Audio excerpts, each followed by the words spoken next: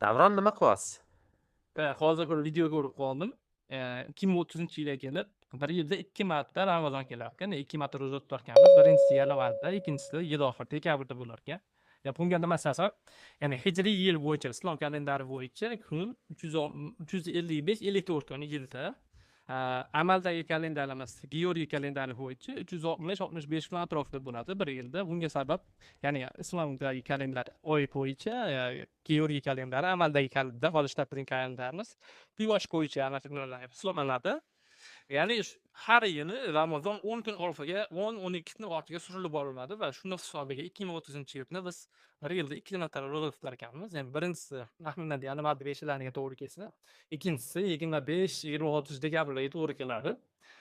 Ya'ni 2030-yilda birga ro'za tutishni niyat qilib qo'ygan yaqiningizga bu xabarni aytib qo'ying.